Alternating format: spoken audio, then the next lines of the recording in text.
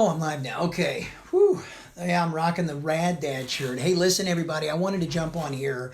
I've got kind of a weird story today. It is not the most comfortable thing in the world for me to talk about weakness, for me to talk about mistakes or impulses or any of that stuff, especially when it pertains to me, but I'm okay with it.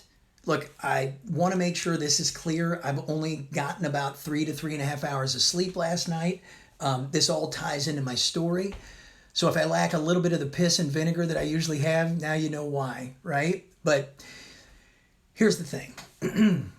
I've had some very life-changing conversations within the last 30 days of my life with people that are at crossroads, who understand that whatever it is that they're doing, whether it's drinking or it's any kind of a substance, no longer serves them. It's worse than that.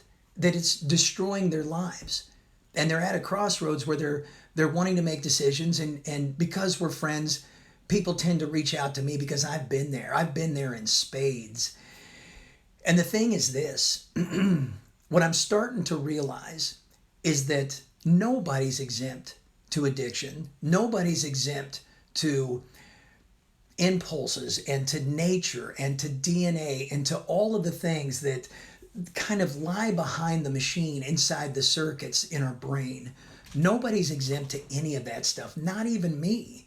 If I'm being honest, since I've been cooped up, since I've been quarantined, I've picked up a lot of bad habits, and we could easily exchange the word habit for addiction. One of them, and this is crazy because it's a very benign over the counter drug called melatonin, I've discovered over the last couple of months, it's impossible for me to sleep without taking that drug. Now, look, I'm going to tell you this.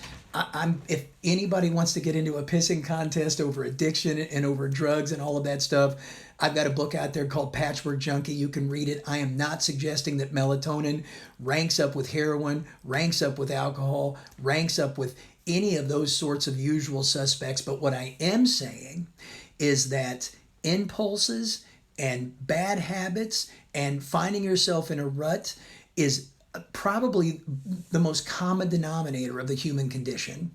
And people that are too proud to admit that they may have a problem, or people that are at the crossroads thinking to themselves, do I or don't I have an addiction?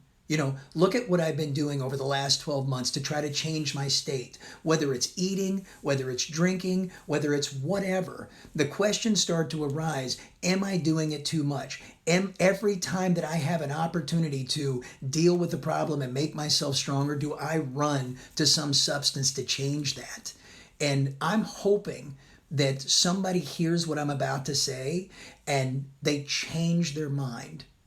Do not see stepping up and asking for help, or at least asking for advice, as weakness, because it's just the opposite. You need to see stepping up and changing your life as literally grabbing it by the balls and seeing it as strength, because it takes a ton of confidence. It takes a ton of strength. It takes a ton of wherewithal and commitment and discipline to face your demons. So, look, I don't know how all this ties into the melatonin story, but just the fact that I can't sleep now without taking that pill, just the fact that I am detoxing right now off of a benign, over-the-counter medicine, just the fact that I allowed myself, a guy who knows so much about my mind, so much about addiction, so much about how these things sneak up on you, and I still found myself at a point where I am physically in need of taking a pill every night just to fall asleep. So I can't imagine what it's like for millions and millions of people who are getting to a point where they're consistently needing to change their state, where they're consistently being bombarded with fear, doubt, insecurity, and they don't want it anymore. And they're finding all these ways to sit in their home and just change their mind, thinking they can change it all tomorrow. Hey, I can fix this thing tomorrow. I can make it different tomorrow. I can make it different when COVID's gone or the vaccine works or whatever it is. The truth is, tomorrow's never going to come.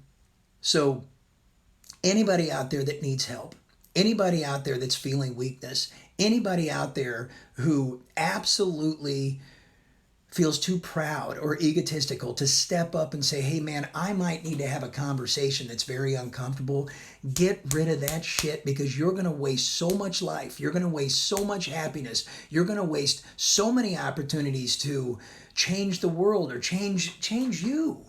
Don't waste any time because you're too proud. Because that's exactly how I ended up 25 years ago in prison. It's exactly how I ended up where I ended up. So take inventory of your life. Don't wait for tomorrow. Remember who you are. Remember what you wanted to be. Remember all your dreams. And just take inventory of your life and make sure you're heading down that path. And if you're not, get the help that it takes to realign. Okay? And look, if you can hear my voice, if you hear this video, I just want to make sure you know, and I've said it before, these are the things I give a shit about. I give a shit about people and strength and hope and all of those things. So DM me if you want to have a real conversation. Reach out to me. I'm available. I make sure of it. I care. And I hope to talk to any of you and every one of you. Thanks.